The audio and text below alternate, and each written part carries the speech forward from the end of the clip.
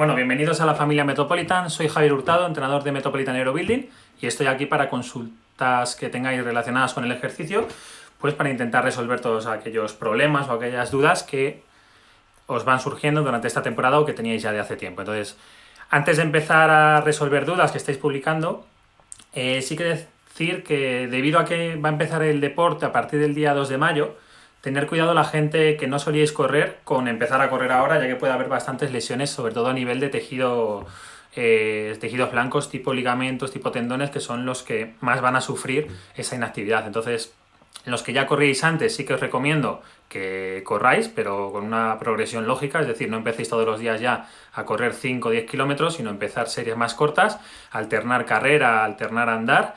Y sobre todo, los que no habéis corrido nunca, no es el momento para empezar a correr tampoco, porque lleváis un tiempo bastante inactivos con ejercicios que no tienen impacto, con lo cual tener mucho cuidado a la hora de realizar esos ejercicios. Sí que recomiendo que trabajéis en casa, sobre todo musculatura de los gemelos, musculatura a nivel de tobillo, pues para reforzar, porque seguramente mucha gente durante un mes, mes y medio no ha tenido ningún impacto, con lo cual esa capacidad que tiene tu tobillo de absorber la carga, tener cuidado con ahora exponeros a un uso indebido o sobreuso de esa estructura.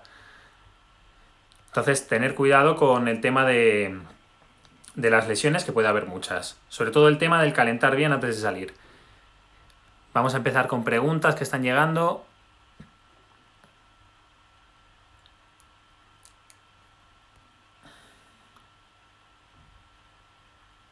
Preguntas de nutrición, preguntárselo a mi compañera de nutrición, con lo cual justo ayer ella resolvió, si vais a los stories que están guardados, ella resolvió la duda de si los suplementos de proteína mejor con agua o mejor con leche, depende también del objetivo que tengas. Entonces, preguntárselo a la compañera de nutrición, a Nuria.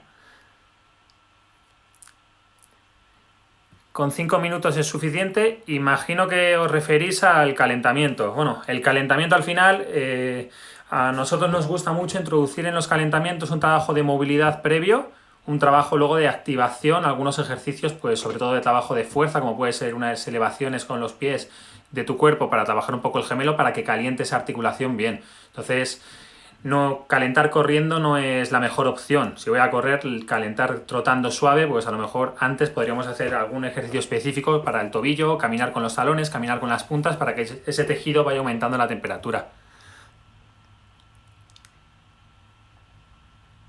Preguntas que me habéis hecho también a lo largo de esta semana relativas a la pérdida de masa muscular. Recordaros que la pérdida de masa muscular, mientras hagáis un volumen mínimo de trabajo, que vienen siendo entre 3 y 5 series a la semana por grupo muscular, no os preocupéis, porque la pérdida de masa muscular, si estáis descansando y estáis manteniendo una ingesta correcta de nutrientes, no se va a dar a cabo. Entonces, con que entrenéis 2-3 veces al día es ya más que suficiente. Gente que no entrenaba antes 5 días, no tiene sentido ahora estar entrenando todos los días de la semana, con lo cual pautar un poquito el entrenamiento. Recordad que en el streaming de Metropolitan tenéis clases de baja y de alta intensidad, entonces es bueno combinarlo. Todos los días puedes hacer baja intensidad, pero no todos los días puedes hacer alta intensidad. Entonces, clases de fuerza, clases tipo CrossFit, tipo tonificación o gap, pues yo las haría a días alternos, y clases como Zumba, clases como Cycling sí que podríais hacerla a lo mejor todos los días.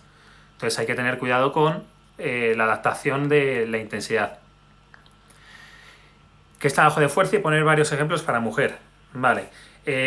Muchas veces tenemos dudas sobre qué es el trabajo de fuerza y sobre todo qué engloba la fuerza. Trabajo de fuerza, vamos a pensar que es cualquier trabajo que genere una tensión mecánica en el músculo que requiere un esfuerzo físico. Es decir, por lo menos, si tuviésemos que pautar repeticiones, yo lo pautaría un trabajo que estemos entre 4 o 5 repeticiones máximas hasta un máximo de 20.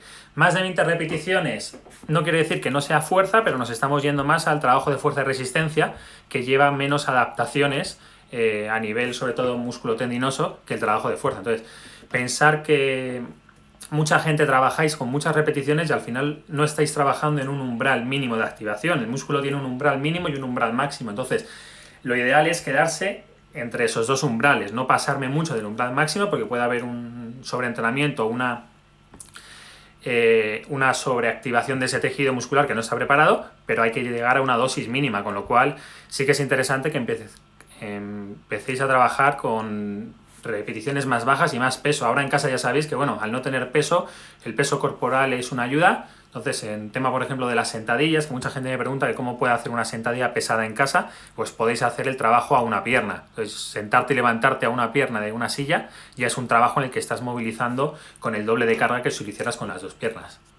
Con lo cual, el trabajo de fuerza, body pump sería una introducción, pero no puedo estar continuamente haciendo body pump porque estás trabajando más fuerza-resistencia. Entonces, para la gente que no ha hecho nunca trabajos de tonificación y body pump, podrían ser buenos para iniciación y de recordatorio una vez cada 15 días hacer ese tipo de trabajo, pero por lo menos 2 días a la semana sí que tener que hacer trabajo de fuerza, pues con máquinas, con poleas, con gomas. Al final la fuerza, lo que marca si es fuerza es el carácter del esfuerzo, que sea un esfuerzo que nos cueste. ¿Qué rutina sería mejor para agrandar glúteos en las mujeres? Bueno, el tema del glúteo hay que tener en cuenta que es el músculo de los más fuertes del cuerpo humano, es de los más potentes, con lo cual es un músculo que hay que darle bastante intensidad en el entrenamiento. Se ha puesto de moda el trabajo con minibandas y es un tipo de trabajo que requiere hacer muchas repeticiones para trabajar el glúteo. Entonces, nos han estipulado, socialmente está visto, que hacer más repeticiones es para definir, hacer menos repeticiones es para ganar fuerza, con lo cual al final estamos un poco confundidos. Entonces, lo más importante que quiero que penséis es que todo el trabajo que se pase de las 15-20 repeticiones deja de ser considerado trabajo de fuerza, se va más a trabajo de resistencia muscular. Para agrandar un músculo hay que hipertrofiarlo y para hipertrofiarlo hay que trabajar fuerza. Entonces tenemos que trabajar con cargas más altas. Trabajo de minibanda, sobre todo previo al trabajo de glúteo, pues si voy a hacer sentadillas y peso muerto, hacer unos ejercicios como el Monster Walk, que es el que te pones las minibandas en las rodillas y caminas hacia los lados, o el Clamshell, que sería el que estás tumbado y abres la pierna y la cierras, son buenos para reactivar esa musculatura, para que en el momento en el que yo vaya a trabajar luego trabajo de fuerza, esa musculatura esté más receptiva. Pero no con una minibanda se va a construir un glúteo como el que mucha gente quiere. Entonces hay que tener claro que no todo lo que sale en las redes sociales al final es verídico, sino que muchas veces es marketing. Entonces el trabajo con minibandas está muy bien, pero es una parte de trabajo, una parte muy pequeñita, y al final los grandes glúteos, como digo yo, se trabajan con trabajo de sprints, con trabajo de saltos, con trabajos pesados. Siempre pongo la misma comparación de un velocista y un maratoniano, o una maratoniana y una velocista, ¿no? Si comparas el glúteo de una maratoniana y de una velocista, seguramente la maratoniana te cueste más encontrarle dónde tiene el glúteo y a la velocista se lo ve rápido. Al final, la diferencia que hay entre esos dos sujetos, entre un maratoniano y un velocista, sobre todo es la intensidad en el entrenamiento y el trabajo de fuerza. Un maratoniano al final la intensidad es bajita y lo que hacen es mucho volumen, mucho trabajo, y el que hace más sprints, más intensidad, al final es el velocista. Más preguntas. ¿Cada cuánto es recomendable cambiar rutina o tipo de ejercicios? Porque vi mucho cambio corporal las 2 primeras y ya no veo resultados. Los primeros cambios sobre todo son a nivel nervioso cuando hacemos un programa de entrenamiento, y cuanto más principiante eres, más cambios vas a tener. Esto hay que tenerlo en cuenta, no es una progresión lineal. Entonces los primeros meses son los que más cambios tenemos en el cuerpo. Después de esa adaptación nerviosa, en el que los primeros cambios son la eficiencia sobre todo del sistema nervioso, pues para reclutar más fibras, para activar más músculos, vienen los cambios a nivel anatómico y a nivel corporales. Entonces hay que tener en cuenta que hay que ser paciente y que muchas veces hasta las 4 o 6 semanas los resultados no empiezan a llegar. Luego hay que mirar variables como el descanso y la nutrición, y también la persona. Cada persona es un mundo, entonces hay gente que se le nota antes, gente que se le nota menos, pero bueno, si cumples todas las variables en un plazo de entre 4 y 6 semanas ya se pueden empezar a hacer cambios en la rutina. Yo de todas maneras propongo que las rutinas sean un 60 o un 70% fijas y que vayas variando un 30% de la rutina. Sí que hay unos ejercicios que son básicos, que son los patrones de movimiento básicos, pues los empujes, los tirones, los transportes pesados, las sentadillas, todo este trabajo. Meter variante con material, pero sobre todo hay que ser pacientes. En la pérdida de peso muchas veces la gente, al no tener paciencia, no lo consigue. Y sí que deciros que a nivel fisiológico la pérdida de peso tiene distintas fases. En la primera fase lo que ocurre es que empieza a bajar el nivel de agua de las células sobre todo y de los depósitos de glucógeno. El glucógeno es la manera en la que nosotros acumulamos la glucosa o el hidrato de carbono en nuestro hígado y en nuestros músculos, con lo cual yo dejo de comer, hago una dieta, hago más ejercicio, tengo un balance, con lo cual empiezo a gastar más depósitos de glucógeno que no se van a rellenar de una manera tan eficiente. Entonces está muy estudiado que esos depósitos de glucógeno, cada molécula, por así decirlo, de glucógeno se va a juntar con mínimo de 3 a 5, de 3 a 6 gramos de agua, con lo cual la primera pérdida de peso que hay en el organismo, en una dieta o en un abordamiento de una pérdida de grasa, en el organismo se deben a agua, a glucógeno y a tejido que no es, sobre todo graso. Entonces no es hasta la tercera o cuarta semana cuando empieza el adipocito a desprenderse de esos ácidos grasos, con lo cual instaros a que si empezáis un cambio lo mantengáis en el tiempo por lo menos 3 meses, porque al final las cosas no suceden muy rápido. Entonces sí que hay que intentar hacer unos ciclos, porque si estás mucho tiempo en ese déficit calórico, estás mucho tiempo en esa fase de adelgazamiento, al final todo tu sistema se va a volver más economizador. Es decir, si tú gastabas 1400 calorías basalmente y estás 3 o 4 meses en un déficit energético, metiendo menos ingesta en tu organismo y haciendo más ejercicio, lo más normal es que tu gasto metabólico basal descienda bastante, tu temperatura corporal varíe, tengas menos ganas de hacer cosas, tu estado anímico baje. Entonces tu cuerpo te va a estar señalizando con un montón de cosas que te está avisando de que no está en un momento en el que pueda empezar a dar cambios, con lo cual sí que yo los programas de pérdida de peso cada 3 meses haría una especie de check, sobre todo con la nutricionista y con el entrenador, para ver qué es lo que está pasando. Cardio 30 minutos diarios, por supuesto, hay que hacer por lo menos 30 minutos de una intensidad moderada de actividad física al día. Digo moderada porque al final se nos pone como que andar es un ejercicio y andar estamos hechos más para más cosas que andar. Entonces está bien andar, no está mal. Pues si voy a andar, pues a lo mejor puedo tener otro tipo de estrategias como andar con carga. Me coloco una mochila con algo de peso, me lastro a lo mejor con 2 kilos los tobillos. Entonces, que cueste un poco ese andar, que no, o andar en cuestas, ¿no? O que está muy de moda ahora mismo, ¿no? La marcha nórdica, que reduce bastante el impacto con el uso de los bastones, con lo cual hay otras estrategias más que andar. Entonces, esos cardio de 30 minutos diarios, pondríamos la puntilla sobre todo con una intensidad moderada. Si de 1 a 10 la intensidad de 10 es extrema, pues nos iríamos cerca del 7. ¿Qué recomiendas más? ¿Basarte por repeticiones o por tiempo? Sí que es verdad que, por ejemplo, en clases colectivas muchas veces los entrenadores, los profesores, usamos el tiempo, pero es una manera para unificar a todo el mundo, porque al final si yo digo 15 repeticiones en una clase, hay personas que esas 15 es mucho y otras que es poco. Si yo digo 30 segundos, la gente se va a adaptar a esos 30 segundos.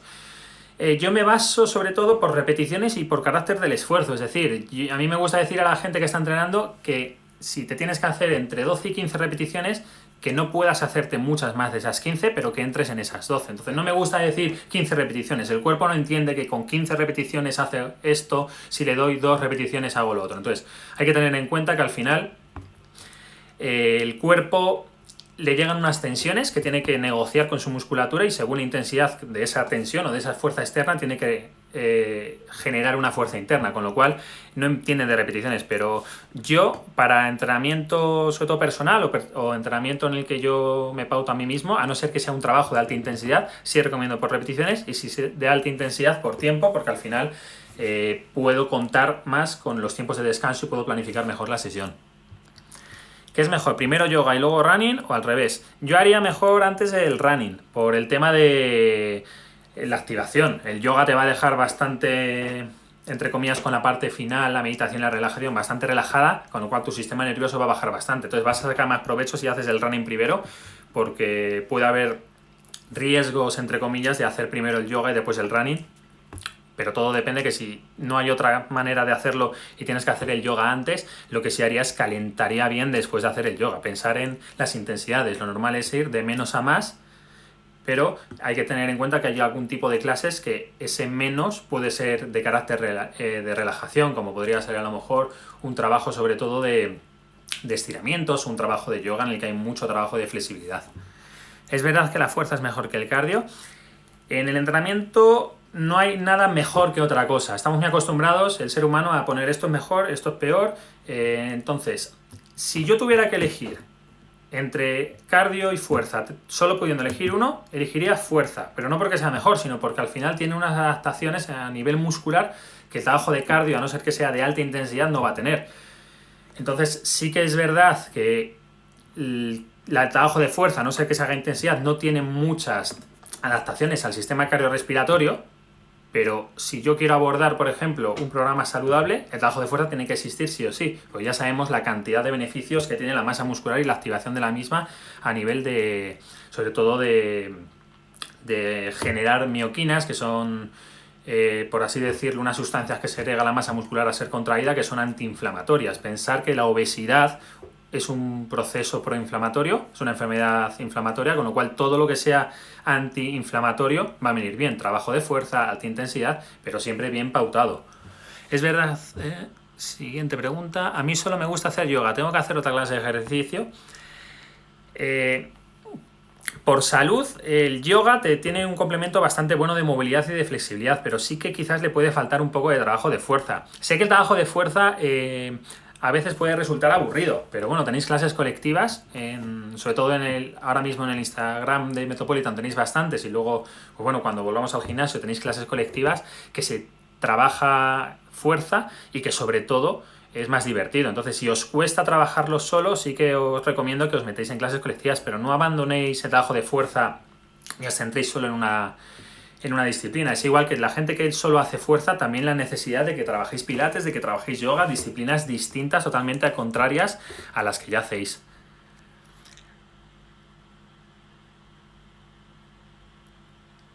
Si tengo dolores en las rodillas y no puedo hacer sentadillas, ¿qué ejercicio puede sustituir a las sentadillas?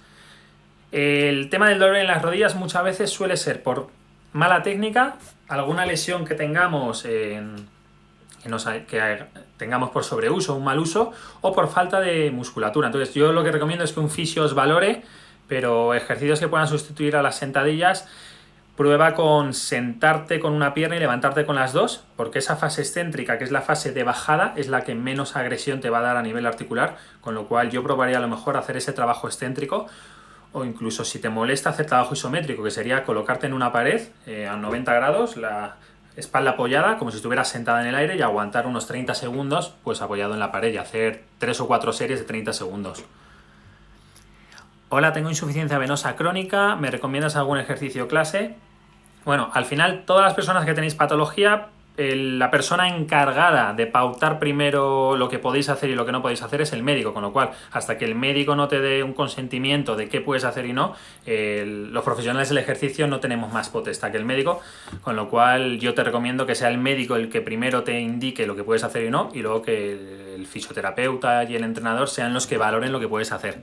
Abdominales aparte de hipopresivos para no dañar el suelo pélvico.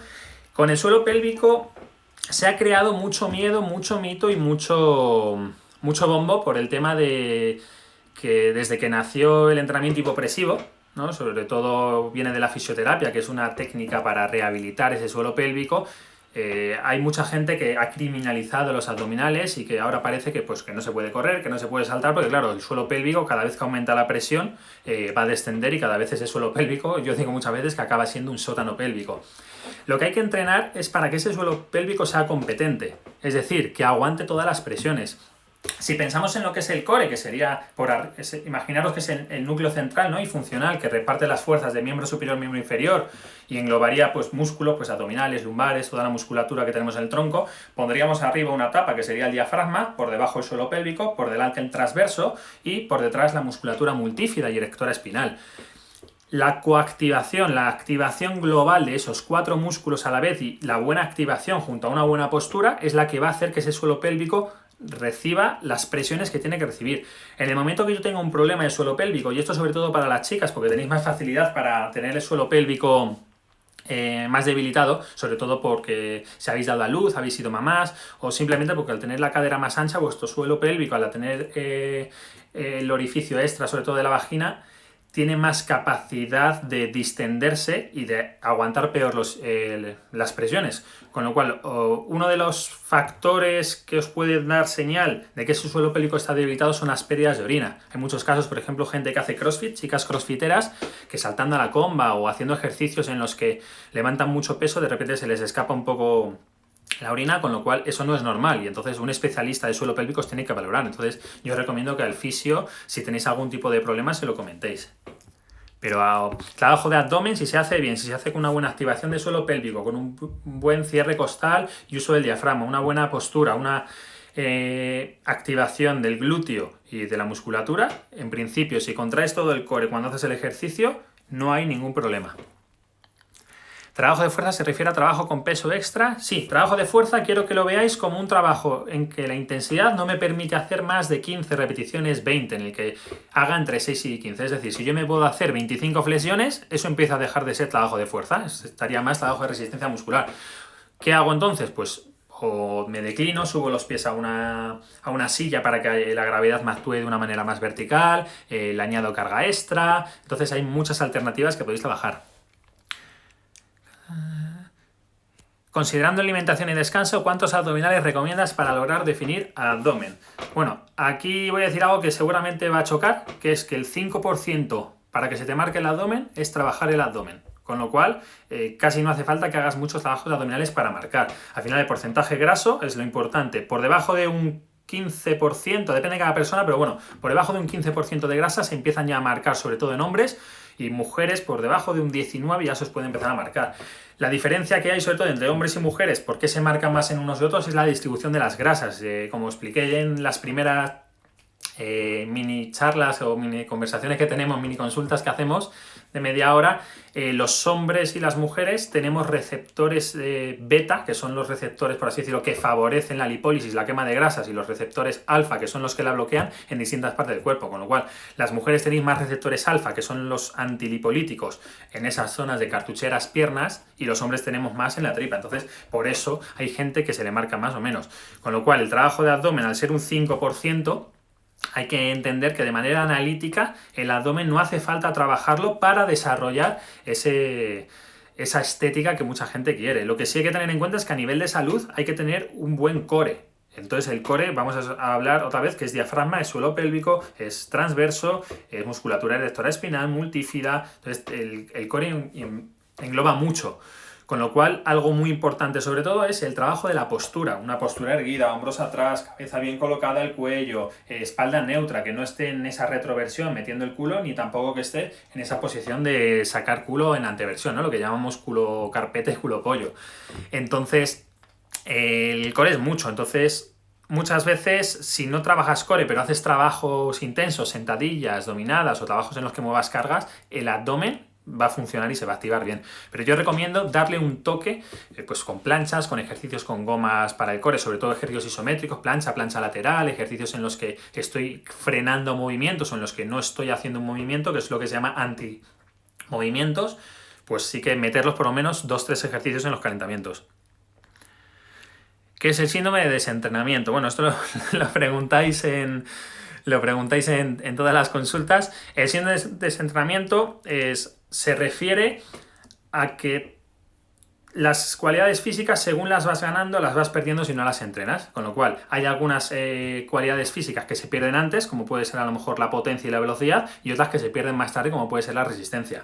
Entonces, eso lo dije por el tema de que no os preocupéis las personas, por ejemplo, que sois corredoras y que hacéis largas distancias, que si trabajáis fuerza o hacéis otro tipo de esfuerzos, no se va a ver tan perjudicada ese sistema cardiorrespiratorio, a no ser que tengáis un nivel muy alto. Sí que es verdad que en la gente que está muy entrenada, el cuerpo baja rápido el nivel. Cuanto más entrenado estás, más pierdes, pero a nivel ya profesional. Entonces, sobre todo, lo que hay que intentar mantener entrenado es la fuerza para evitar esa pérdida de masa muscular. ¿Cada cuánto se recomienda hacer descansos? Pues yo recomiendo que por lo menos casi la mitad de la semana sea descanso activo. Es decir, si entreno 3 días o 4, los otros 3 o 4 días tienen que ser descanso activo. El descanso activo no es estar en mi casa, no es estar viendo Netflix. Descanso activo es andar, es moverme, es hacer cardio de baja intensidad, es hacer pilates, es hacer trabajo de core, es hacer yoga, eso es trabajo activo. Descanso activo. Zumba, pues bueno, dependiendo de la coreografía puede ser de más baja a más intensidad. Yo por lesión en rodilla también me cuesta hacer piernas y estoy yendo a otro fisio. A ver, no es una pregunta. Los que tengáis lesiones, preguntas a mi compañera Sonia, que mañana tiene a las 7:30 y está resolviendo bastantes dudas. ¿Es cierto que a más flexible eres necesitas más masa muscular? ¿Más fuerza? Sí, buena pregunta. El problema de la gente muy laxa o de la gente muy flexible, al final es que tenéis mucho rango de movimiento. Entonces, si yo tengo mucho rango de movimiento, pero no tengo fuerza en todo ese rango, hay más probabilidad de que si me voy a un extremo de ese rango de movimiento donde mi musculatura está más estresada porque los tendones están más distendidos, los ligamentos están más en tensión porque es casi el límite articular, si no tengo fuerza para volver, es el momento donde puede haber más inestabilidad a nivel articular. Entonces, muy importante sobre todo para la gente que es muy flexible, sobre todo bailarinas, gente que os dedicáis a la danza, que tenéis mucha flexibilidad, o gente que de por sí es muy laxa, hay que trabajar fuerza, no para limitar ese movimiento, sino porque tenéis que tener fuerza en todos los rangos de recorrido. Una persona que no es flexible, al final, como tiene poco recorrido, es más difícil a lo mejor que se lesione. Entonces muchas veces se lesiona más la gente más flexible porque tienen menos fuerza. Eso ya lo hablamos el otro día, que hay mucho mito sobre la flexibilidad. A día de hoy lo que está demostrado científicamente es que de momento la fuerza es lo único que previene las lesiones. Estirar está bien, sirve, pero no sirve para prevenir lesiones. Si quieres estar libre de lesiones y no lesionarte, no es estar flexible, es estar fuerte. Al final la fuerza es la capacidad física básica más importante de todas. De cara a las nuevas medidas para poder correr, ¿cómo recomendarías empezar? Bueno, lo he dicho antes, empezar con calma, si no corría antes no es momento para correr, hacer un buen calentamiento, no hacer tiradas largas al principio, ya que el tendón de Aquiles sobre todo se puede ver bastante dañado por someter ahora otra vez un impacto en el que nos hemos desacostumbrado en 1 o 2 meses. Y a lo mejor hacer un trabajo de gemelo, de ponerme de puntillas, andar de puntillas, bajar muy lento, esa fase excéntrica para que ese tendón, sobre todo en la fase excéntrica, para que me entendáis, si este es mi pie, la subida en la que yo me pongo de puntillas sería la fase concéntrica que venzo a la gravedad y la bajada sería la fase excéntrica en la que yo estoy frenando mi peso a favor de la gravedad. Esa fase en la que estoy frenando mi peso, que es la excéntrica, es la más importante que hay que trabajar porque es la que más tensión va a generar el tendón. Al darle más tensión a ese tendón, al darle un descanso y una adecuada recuperación junto a una buena nutrición, ese tendón se va a volver un poquito más fuerte. Los nódulos de colágeno que tiene lo que va a hacer es reforzarse, con lo cual sí que a lo mejor estos días, si voy a empezar a salir a correr, hacer 2-3 ejercicios enfocados a ese tren inferior, a ese trabajo excéntrico un poco. ¿Qué recomiendas para la flacidez abdominal? La flacidez abdominal muchas veces es acumulación de grasa. Lo dije el otro día, mucha gente me escribió luego preocupada por la prueba que dije yo para saber si es grasa o músculo. La puedo repetir. Coges el brazo, por ejemplo, lo aprietas, todo lo que puedas coger es grasa. El tejido graso al final no es tejido contráctil, con lo cual, si quieres hacer la prueba de saber si... es que mucha gente se piensa que el abdomen es blando y que el músculo lo endureces. No, el músculo está debajo de la grasa. Entonces esto es como el mito de que cuando haces músculo, si dejas de trabajarlo, se pone flácido, ¿no? El músculo tiene un tono, otra cosa es que cuando tú trabajas fuerza, tienes un gasto energético, dejas de trabajarla, sigues manteniendo la misma ingesta, vas a aumentar tus depósitos de grasa. Entonces el músculo está debajo, lo que tienes por encima es grasa. Entonces la flacidez abdominal al final es comer bien, hacer ejercicio y tener paciencia. ¿Qué calentamiento podría hacer para un entrenamiento intenso de dominadas? Tenéis en YouTube, creo que es, de Metropolitan, un programa que se ha hecho de espalda sana alta con gomas, que son unos ejercicios en los que hago una apertura aquí, otra abajo, todo musculatura escapular para mantener una buena posición. El problema de las dominadas es el riesgo que tenemos de estar todo el rato llevando los hombros hacia adelante. Entonces es un ejercicio que hay que calentar bastante. Entonces yo haría un trabajo compensatorio con gomas, musculatura rotadora externa, musculatura del hombro, un poco pues para activar esa musculatura. Hola, ¿qué se debe hacer yoga antes o después de entrenar? Yo haría el yoga al final, porque es más tipo relajación, aunque depende de cada clase.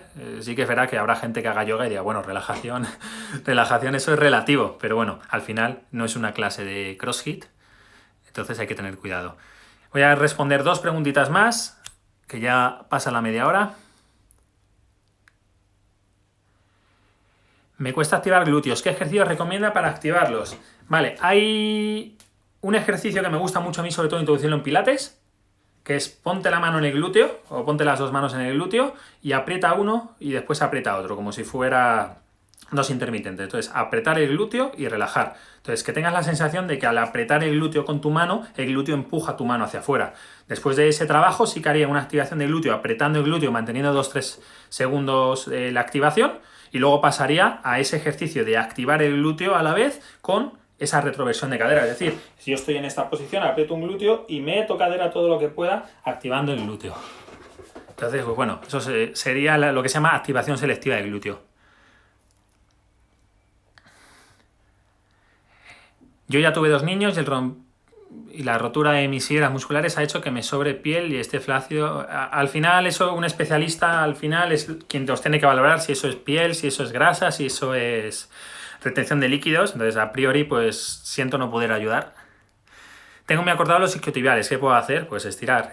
Al final la musculatura en un rango normal, sí que hay una tendencia ahora mismo de decir que el estiramiento no sirve, porque dicen que son tensiones, que el músculo está cortado por algún motivo. Entonces muchas veces el trabajo de fuerza viene bien para esa elongación isquiotibial. Si tú en un trabajo de isquiotibial, como podría ser un peso muerto rumano, que sería el que cojo peso y bajo con la espalda recta y subo sin doblar casi las rodillas, si yo mantengo esa fase excéntrica de manera lenta, ese músculo se está estirando despacio bajo carga. Entonces es una manera de ganar fuerza a la vez que estoy ganando flexibilidad. Muchas veces tu sistema nervioso bloquea la movilidad o bloquea la maldicha flexibilidad de la musculatura por riesgo de lesión. Tu cuerpo lo que pone es que no se mueva de aquí, porque como se mueva de aquí se va a lesionar. Último comentario que voy a resolver. Se hace súper corto, lo sé. Lo sé que se hace súper corto. Intento responder a todo, pero es casi imposible. Os animo a que mandéis correo al correo que está aquí. Me llegan a mí personalmente, con lo cual los estoy respondiendo a día de hoy en 24 horas. Última pregunta.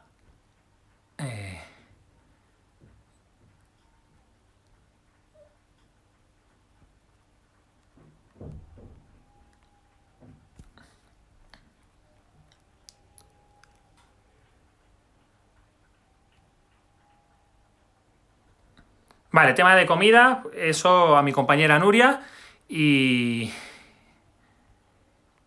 lo de la grasa del abdomen, ya acabamos con esto. Grasa del abdomen, pensar que al final la nutrición, déficit energético y trabajo de fuerza. Trabajo de fuerza sobre todo porque el trabajo de fuerza activa. Sobre todo el trabajo de fuerza con intensidad, no este trabajo de fuerza de estoy levantando las pesas y podría estar haciendo otra cosa.